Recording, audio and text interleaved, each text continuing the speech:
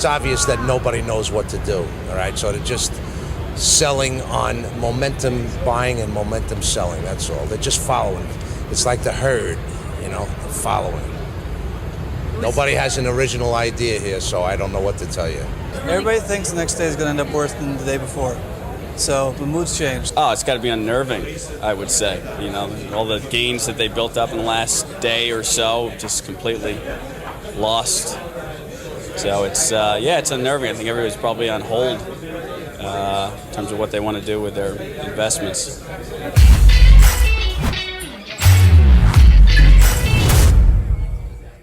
What's up, everybody? Michael Silva here to do some technical analysis on the S&P 500. That introduction video right there was of some Wall Street traders back in the day talking about some very frantic moves in the market. Clearly, the first person talking was talking about momentum to the downside, and I find it to be somewhat relevant, the words that he used as far as following the herd. As we can see here, the S&P 500 sets 5 straight records in a row for all-time highs. The herd is pushing this market up higher and further every single day. In this analysis, we're going to be looking at 3 time frames: the weekly time frame, the daily time frame, and the 30-minute time frame. Now, if you don't already follow me on Instagram, every once in a while I throw trade plans out. And on yesterday's video, I didn't really have a set strategy for a trade plan, but I said, hey, follow me on Instagram, because if there's one in the middle of the day, I'll post it. And sure enough, I posted a perfect ascending triangle that it broke out of. I unfortunately missed the trade, but I did post the live trade. I'll put the link up here and then also in the description.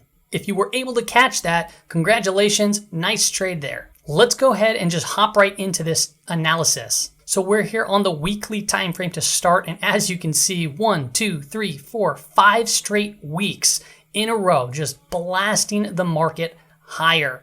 Now, the overall context, very, very bullish. When you zoom out, you have the 50 period above the 200 period. They're sloping up. They have a nice spread between the two. Very, very bullish.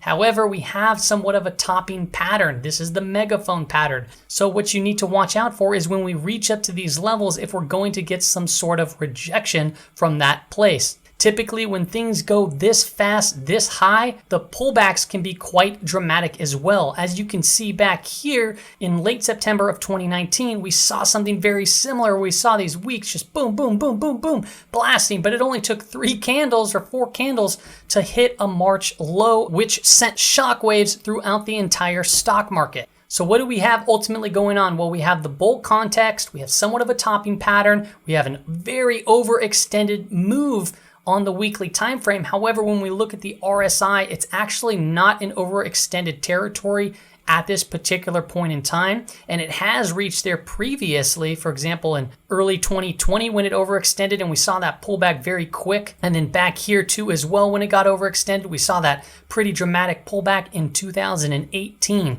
To me, it looks like it's about to move into overextended territory. But what I want to call out here is the negative divergence taking place in the RSI.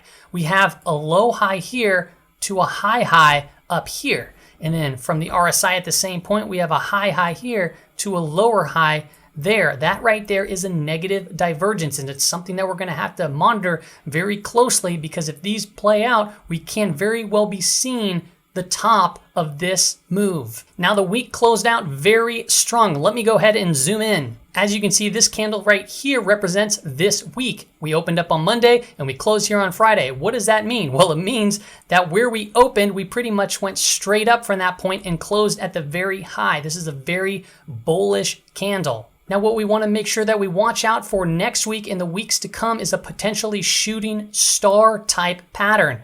What would that look like? Well, if all of a sudden we get a gap up next week, which is very possible looking at this type of momentum, and it creates over the week a long upper wick in a potential look like this of a small body, that right there could represent a turning point in the market. That would make sense if we're reaching into a trend line like this. But we have to watch next week roll out. That's kind of more of a forecast of what could happen, but I'm not going to create any sort of trade plan or strategy around this specific thing as of yet. We're going to need to wait and be patient. Let's go ahead and hop into the daily time frame. All right, so we're over here on the daily time frame, and the first thing that I want to point out, which I've already probably should have, is we closed above a nice psychological level there at 3,500. We closed at 3,500. $0.0801, thus creating another all-time record high in the S&P 500. The RSI indicator on the S&P 500 daily time frame is in overbought territory, printing a number at 78.99, pretty much 79 right there, which is very, very high for this index. Overall context, once again, very similar to the weekly. Bullish context, we had the 50 cross over the 200. That's a golden cross. We made a video about it back before it happened, saying that it looked like it was going to take place. And ever since it did, the market continued to run. Now, that's not specifically the reason as to why it did it. There was a lot of things that took place fundamentally as well during the time from this to all the way to where we're at right now. But it was something that we needed to note and monitor. The 50 is above the 200, like I said, nice spread, both shaping to the upside direction. However, we are now even more overextended, another record overextension day above the 200 period moving average. Right now, we're sitting at almost 14%, 423, 424 handles above the 200 period moving average. And when we get overextended moves like this, I mean, we get snapbacks. This is what happened in the past. Boom, right there. Boom, right there. When you get the big overextensions, this was only 11.3, that was 7.42, still big and worth noting. And this one right now is one of the bigger moves and extensions from the 200 period moving average. Like I said, it's actually a record overextension. Over here, we had the same thing take place, 6%. Right here, another big overextension, another 7%. Right here, another big one. That was 14%. That's very similar to the one that's going on right now. And notice how these are all within the megaphone topping pattern. So when we get these very overextended moves, be very cautious because the pullbacks, as you can see, are quick. They move fast to the downside. Look at this one right here. Boom, boom. Boom, boom, boom. Just very fast, aggressive moves. Now, this doesn't necessarily mean that you just have to buy a bunch of puts or sell all your positions. What I would like to say right now is if you do have long positions and you don't want to get rid of them, you can actually look into puts as far as option contracts go because they're printing very small numbers right now, which makes it a good price to hedge against your long positions. Now, if you're unfamiliar with how to do advanced option strategies or how to hedge positions, maybe just stay away from that because you can get burned very quickly, especially if you over leverage yourself on some puts and the price continues to drive higher and higher.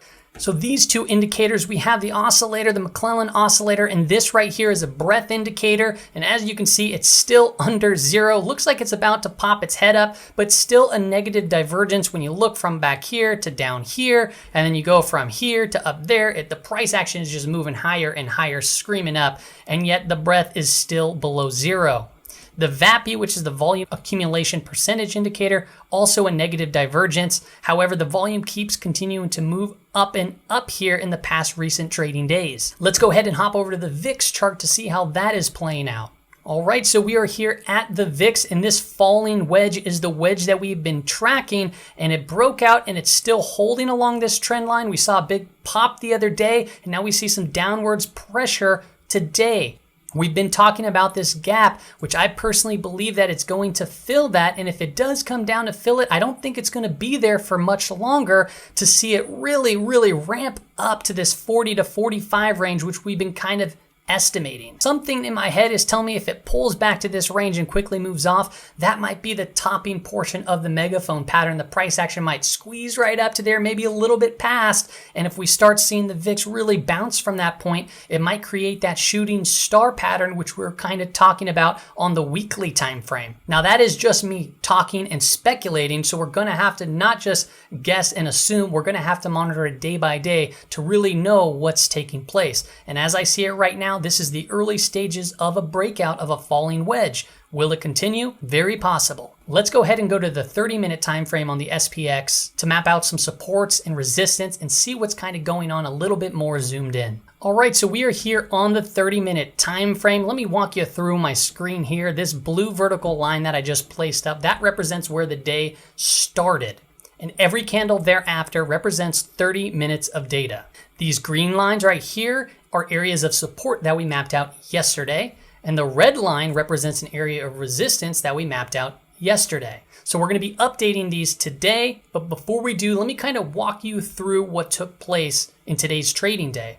Now, on yesterday's video, I discussed that I didn't really see too many trade plans, so I said, you know what, I'm not going to really give any. I said maybe if it bounces from there, but this red candle right here is what actually scared me just a little bit, so I just kind of held off. However, I said follow me on Instagram, Figuring Out Money, the right up there, and you can watch my story that I post, because if I see a trade opportunity, I'm going to post it in the middle of the trading day. So what took place, and I'll walk you through that trade plan here in a second, or you can watch the video itself. I took a phone call in it, so you can just hear me just talking to my buddy while I'm trying to trade this out, and we're talking and discussing it. But what took place today? Well, big red candle that was down, but then we gapped up and a little bit of an indecision candle. We saw some pullback throughout the beginning portion of the day, and it bounced from this level right here, 34.84, which is somewhat close to 34.80, but not quite. We could have added an area of support right here. It would have made sense, but I just wanted to give it a little bit more room. So we had the gap up, pulled back to this level. Now, what is that called? That is called a gap fill. It gapped up, it pulled back, and that's what we've been kind of trading these last couple of days. And it's been pretty successful. And then throughout the rest of the trading day, we came back up to hit 3,500, got rejected, a little scary right there, pulled back to 34.90, and then for the last 2.5 hours of trading, pretty much just straight up. So what did I talk about on my Instagram video? Well, on my Instagram video, I was on the 15-minute time frame, but I'll show you here on the 30. And what I saw was, I was like, okay, well, the 3,500 level right here, it's just a hard wall. And when resistance keeps on holding up and holding up, but you have lower highs building, you're kind of getting some upwards momentum. So the bulls are just like pushing higher and higher. The price is coiling up tighter and tighter, and it's getting up to this 3,500 level. So what I said was, when it breaks out, it could be pretty aggressive to the upside. And what do you know, when 3,500 broke out, we saw some pretty nice action right up to 3,510, 3,509 at that high. So really good trade if you were able to catch that.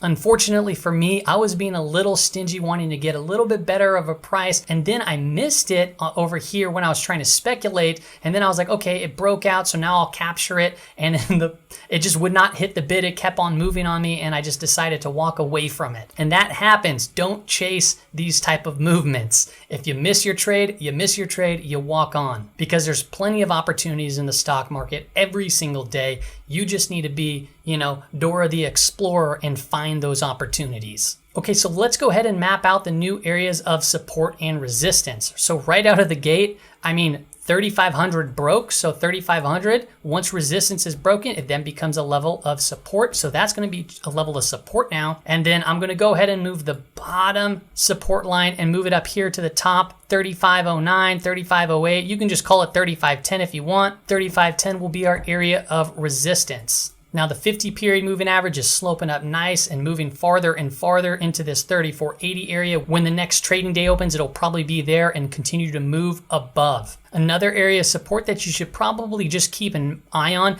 is this ascending triangle trend right here. So if you just draw it out like this, it might be very likely to see the price bump up and then maybe pull back to there and then maybe follow along this trend line. So if you do play stuff, play it at support levels. So if you do get a gap up, you might be able to buy into this area of resistance that if it breaks, it becomes support. Now, I don't know how strong the support will be because there's not much data around there. So if you want to hold off and maybe it'll pull back to this trend line, which is by this support, that could make a good trade too. Typically, when resistance is broken, you can sometimes see a back test. So right now we're getting the break of 3,500. It could be very possible that we might get a back test of 3,500 and then a continuation to the upside. That would make sense to me if it holds. So if you wanted to trade that with a tight stop loss, a stop loss down here, you enter in right over here, it follows and bounces up that trend line. That would be the trade that I'm looking for on Monday. But like I said, if you follow me on Instagram and if I see something pop up, I'm going to share it with you before I take the trade. That's all I have for you on today's S&P 500 technical analysis video. I'll be back tomorrow with my weekly scan. Everybody have a happy and safe weekend. See you later.